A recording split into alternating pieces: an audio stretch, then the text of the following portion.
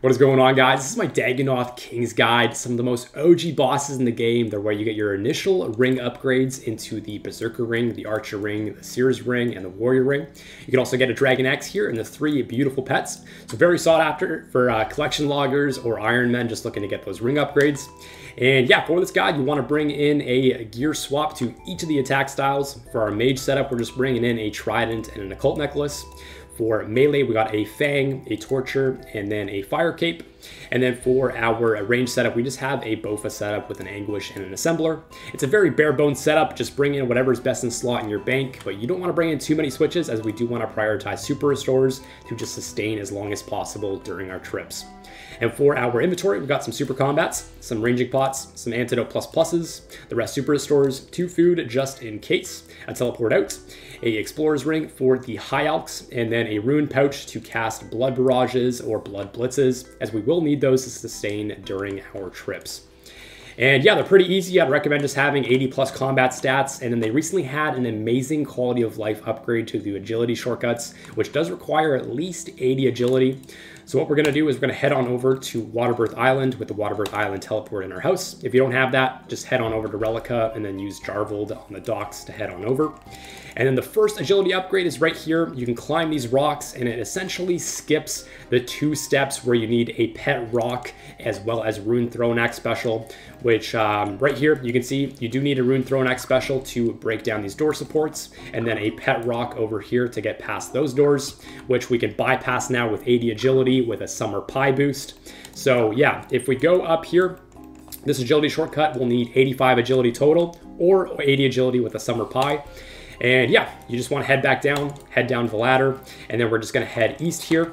Whenever we see these Woloski seals, you want to pray mage, and then whenever we see Dagannoths, we want to pray range, and we're just going to head on east.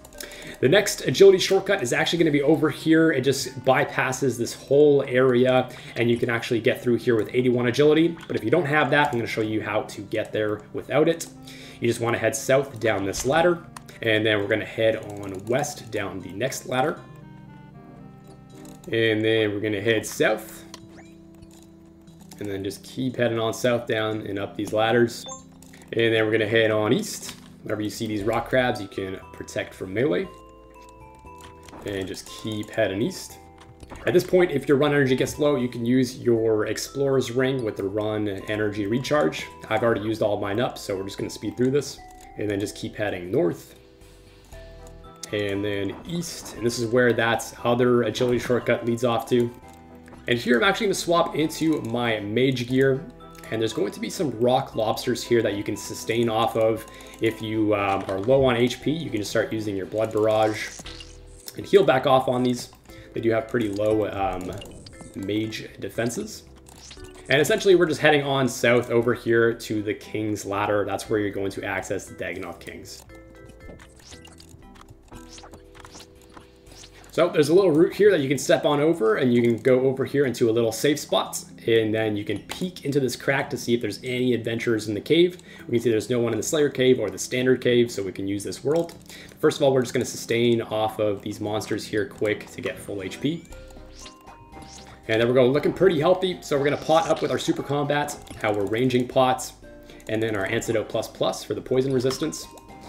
And when you first enter the cave, you always want to have your Mage Prayer and Piety on. So we're just going to throw on our melee setup and head on in. And we can see here the Dagannoths are pretty stacked. We don't want to have Rex aggroing us. We want to kill Supreme first, which is the range monster. But we do have another guy coming on in here. So we're just going to exit out and enter into the Slayer cave. And yeah, right away, you do want to kill the Ranger first, but Dagannoth Rex here is getting pretty close to us, so we're going to see if we can prevent him from aggroing. But yeah, we can see here that the Major Dagannoth Prime has already aggroed us. That's why we always want to have our Mage Prey on. He's going to be hitting upwards of 40s, I believe, which is just super scary. Yeah, if you get low, make sure to use that first piece of food. And then use your SGS specs also to heal back up. And we're essentially just bursting down the Ranger as fast as possible. Once Dagannoth Supreme is dead, we can swap on into our range gear and then start attacking Dagannoth Prime and throw on Rigor. And they do drop sharks pretty frequently, which is a very nice sustained food. So once you get deeper and deeper into your trips, you should be getting a lot of sharks to fill up your inventory. And yeah, we're just going to burst down Dagannoth Prime with our range swap. Once he's dead, we're going to head on over. Actually, first of all, we're going to throw on our mage setup and then pick up these bones. If you do have Elite Fremic Diary done, you should be able to note these bones in your inventory. Highly recommend getting that out of the way if you are looking to do longer trips here. And then we're just going to pull Rex over down here into the south part of the cave, or I guess it's the eastern part. And then you can essentially trap him right here by stepping on over to the northern tiles. Take off Protect from melee. And if you are low on HP, you can start blood barraging him to sustain back your HP. This is where you get majority of your HP back. But for the most part, you can just use your trident to kill him a little bit quicker. All right, and then once he's dead, the ranger is going to be next. So throw on range prayer, throw on our melee setup, and then head on over to kill him. And what you want to do is keep your eye on the Dagannoth Prime respawn time. You want to always just prepare your Mage Prayer for when he spawns. If you do get hit by him, like I said, he can hit upwards of 40s, so you can get comboed up pretty quick, and he's the only one you really have to care about when it comes to the prayers. So here we go, Dagannoth Prime is spawning. You can pick up the bones here, and then swap on over to our range setup. And that's basically it. You just want to keep rotating in between killing each of them separately. So the ranger first, the major, and then the meleeer. And that's all you really need to know about killing the Dagannoth Kings.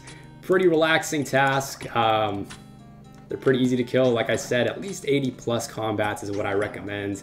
And yeah, hope you guys get some nice luck on those pets and the raindrops. That's it for me. I love you guys. Peace out.